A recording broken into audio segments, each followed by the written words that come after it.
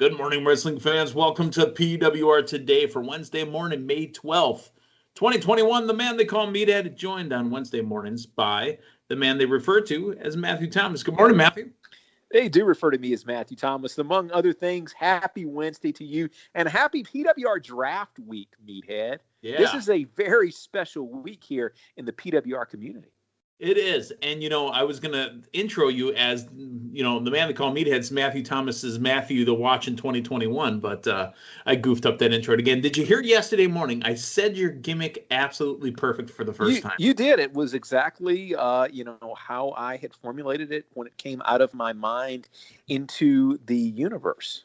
There you go. Speaking of the universe, how can they take care of our sponsors that take care of us? Oh, you know what they can do? They can. And let's compress this. Let me preface this by saying I don't need a 7-minute copy read. They can take their internet browser of choice, whether they want to use Internet Explorer or Firefox or Netscape. They can go over to collarandelbow.com. They can Collar and Elbow brand. Collar and Elbow brand. That's exactly right. They can go over to the website. They can peruse the large inventory. Matter of fact, I'm actually sporting my Chad Gaspard shirt right now. It is probably the most comfortable article of clothing that I've ever worn. To be quite honest with you, we gotta talk to Al, because I don't know that this material was actually formulated on planet Earth. I think he might have a special connection. I think there may be some reverse engineering of extraterrestrial technology, because this is unlike any other garment that I've actually ever worn before. It is so comfortable. But when they're on that website, if they want to save money and be sported in collar and elbow like we are, they can enter promo code Linda K. That's Linda spelled with a K-A-Y at the very end. That's the suffix, right? Suffix is at the end, right?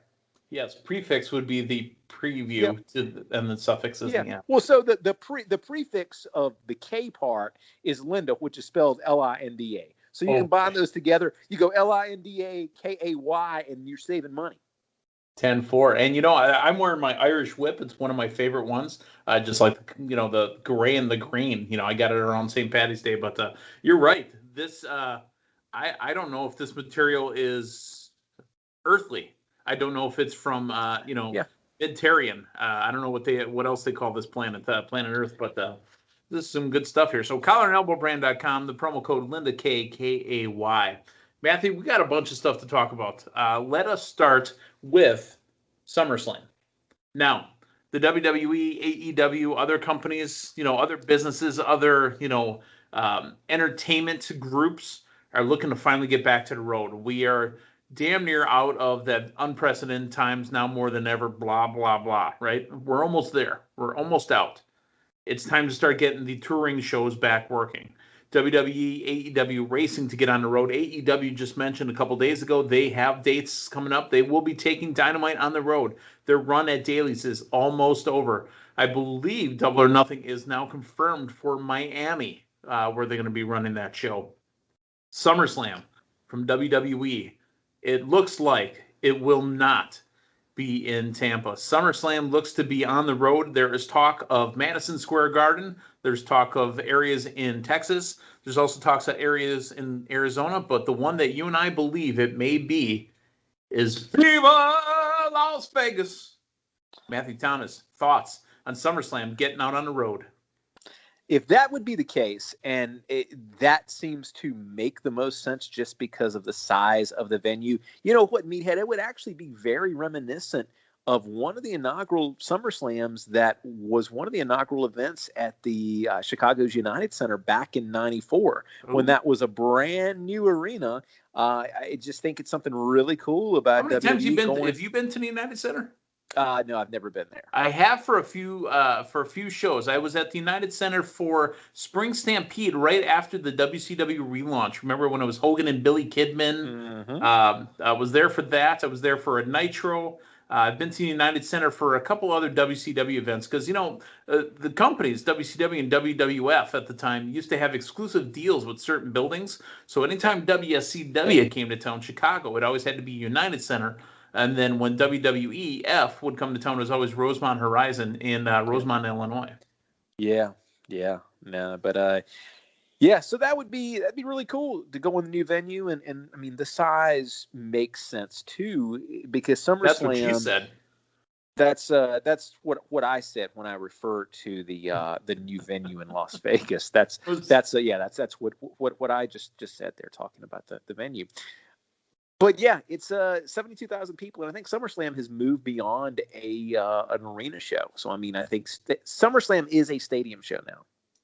SummerSlam is definitely a stadium show. And, you know, we talked about New York and it being Madison Square Garden, just because, you know, it might not be Madison Square Garden. And to be completely honest, and this is nothing against our listeners on the West Coast, on the East Coast, or the other COVID paranoid types that might be out there, but I don't feel that Madison Square Garden would be the right area because New York and, you know, California, LA areas, you know, they're ultra still sensitive to everything that's going on.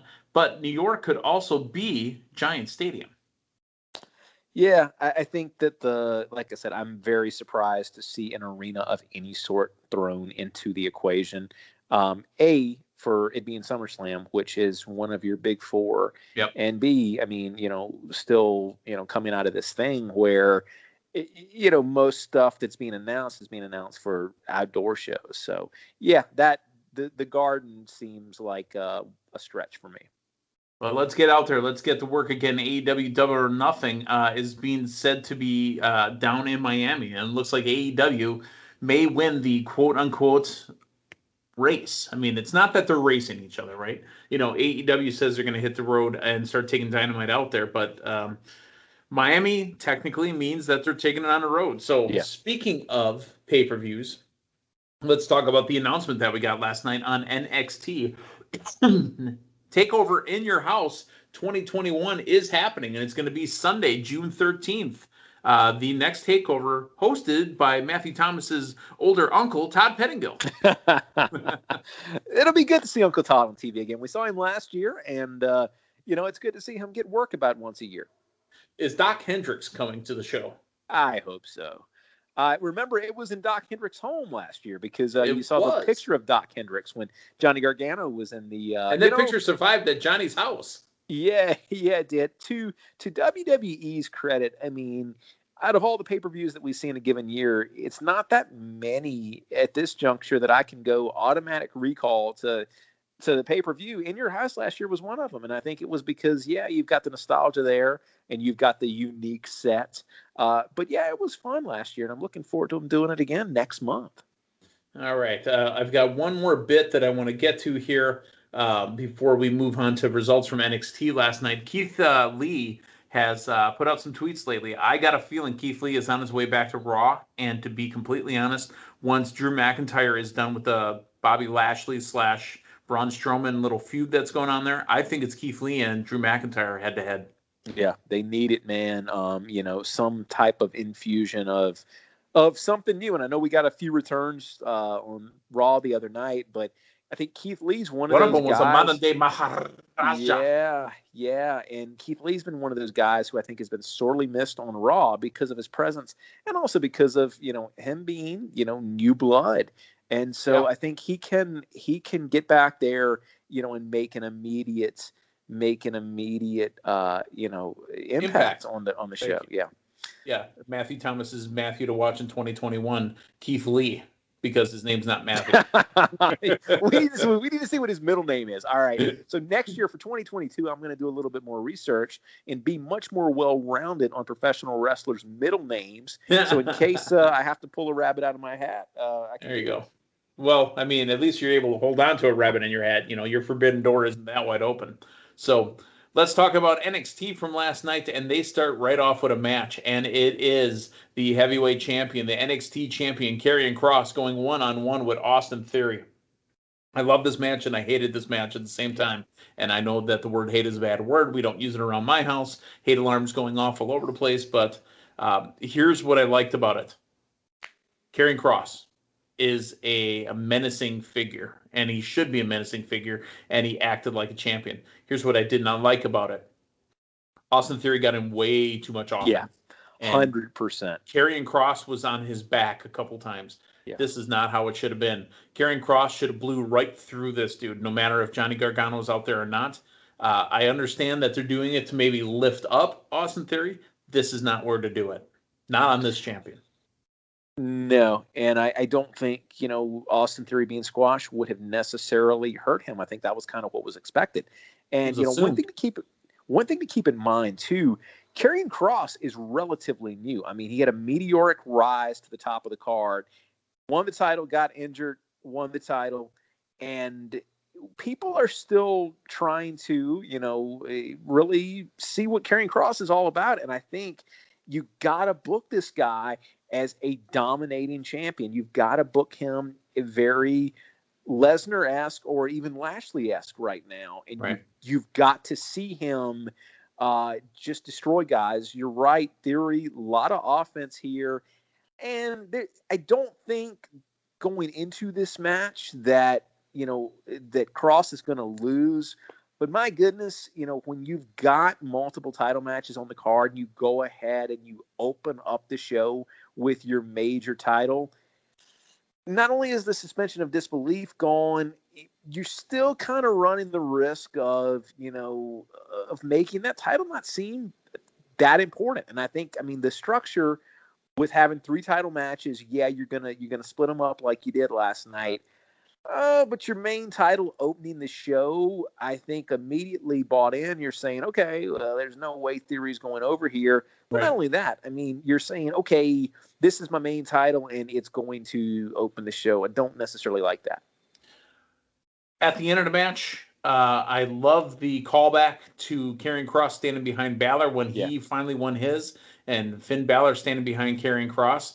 I just needed him to say, I've been waiting for you. It took you long enough. Something like that. Give me a full callback, not just the callback standing behind him.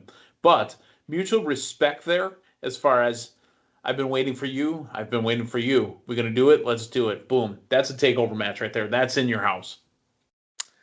Yeah, and you got to really think one of the reasons that they're doing what they're doing with Kross as far as this quasi face turn, he would be the only male face champion on the WWE brand. You've got Lashley on Raw, Yep. You've got Roman on SmackDown, and I think that's, and you've got Omega in AEW. Even if you're going to different brands, you've got nobody in Impact. Well, you got Omega on Impact as well. Yeah. So you got Omega in AAA. You got. We can keep going. Yeah, I think it's probably a calculated move on their part. Yeah. Quick match here between MSK and Breezango. MSK the winners. MSK should be the winners. I want to. I might be jumping up and down here. I don't care. It's time now. I want to talk about it right now. Did you see the auction? Oh yes, I saw the auction. That's a good-looking house. Let's start the bidding at $2 million. Well, hold on. Put my name on there. I'll do $2 million. The different hands, and I recognized one of them, and I recognized one of the heads. I said, that's gotta be $20 million. Damn,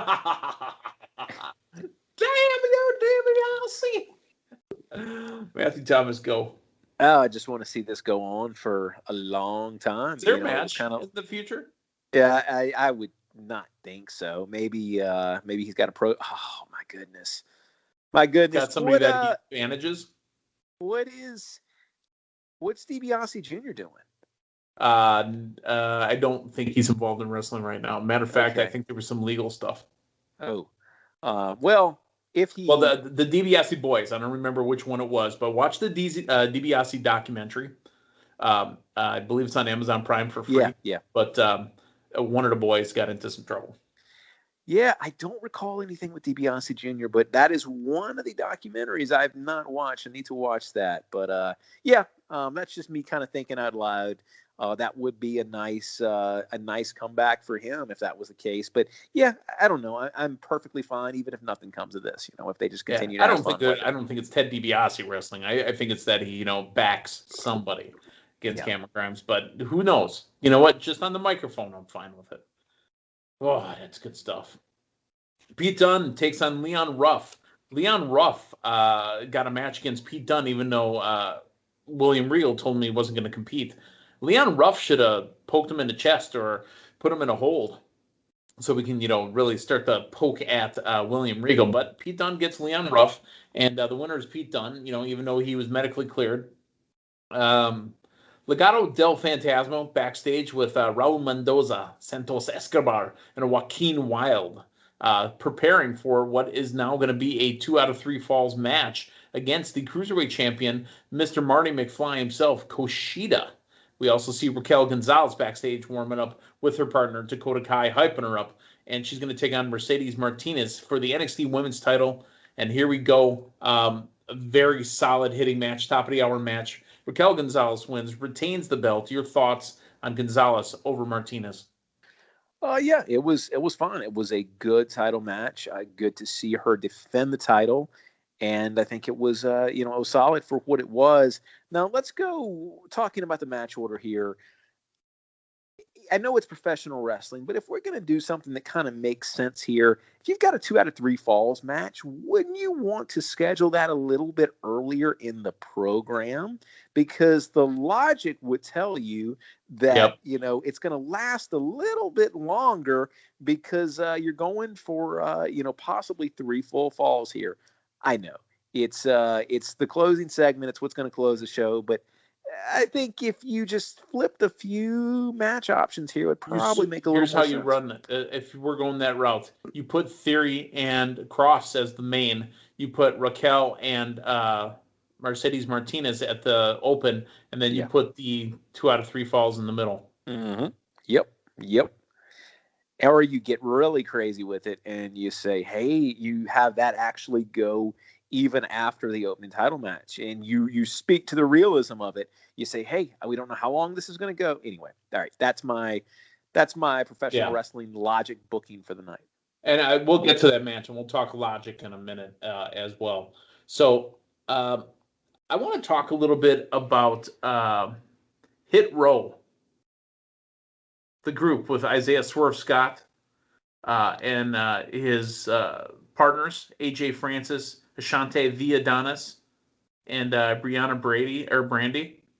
Your thoughts on the Hit Row? I like it. I love it. I absolutely love it. I'm a fan, and one member of Hit Row. Actually, I expected him to at least try to buy a microphone or a turnbuckle cover off of somebody, but that didn't happen. But other than that, man, I think it's a pretty solid stable. Now, do you realize that AJ Francis also played in the NFL?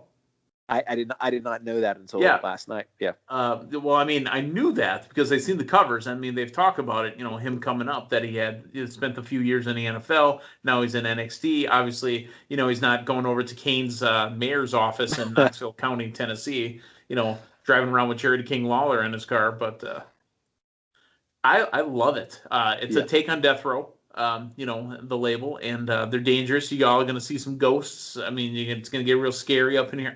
I absolutely love this. I think that this has room to grow, to be honest with you. No, absolutely. And it feels, and the thing of it is, NXT, they don't have the AEW thing going on now where there's already, double digits of stables. So, and you've got, Undisputed Era that has broken up, and it's time for another group. Okay, let's continue on with NXT. A quick match between Oney Lorcan and Kyle O'Reilly. Kyle O'Reilly wins, but the story here is the return of Mr. Bobby Fish. They get in close, get in tight on the two of them in the ring after they clear out the interference from Pete Dunne. And, what they find out is that Kyle O'Reilly tells Bobby, hey, man, I got my own thing. He goes, I heard. I got my own business with them, too. I'll see you when I see you. Okay. Both are faces. Let's move on. Your thoughts? Yeah, I think it was fun. I think that, hopefully he came to the rescue and they can kind of go do their own thing. All right. So finally, the 2 out of 3 falls match for the NXT Cruiserweight Championship title, Santos Escobar versus Kushida. This is the most Marty McFly Back to the Future I've ever seen Kushida. I heard that he even had moves in there called the hoverboard, the time bender, all that other stuff. I mean, we've seen the vest and the life jacket, and we've seen the the watch that he paints onto his tape, but this was very Martin McFly look, but they both looked really good. Here's where I wanted to bring up the point of the wrestling logic. We get pretty deep into the match, and again, we all know what time the show ends, all right? Yeah. It's like watching a movie. You know the movie's a 2-hour movie, and you're at 1:45. You know something's going to happen. Help us suspend disbelief, please.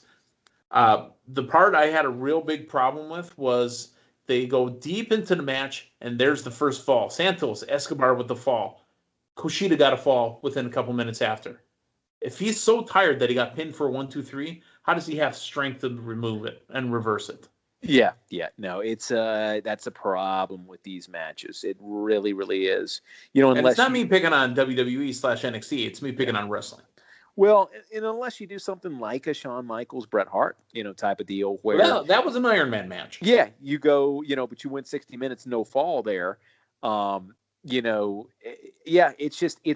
part that I've always had a hard issue with. It's like, okay, in a normal match, it's so hard to get a fall typically, and then you're going to have, 3 falls occur within a 15-minute time period. It's just, these are tough, man. It's tough to book it, to make sense. All right, so announced for next week on NXT, next week, Tuesday night, it's going to be a cage match. It'll be Bronson Reed against the North American champion, Johnny Gargano. Does Johnny lose the belt? Is that going to be the way? Man, I don't I don't think so. I think he holds on to it a little bit longer. Well, they've got other gold in the way now. And I love the little side commercial that we have of the superheroes looking at Indy Hartwell and Candice LeRae, in animated form. I thought that was fantastic.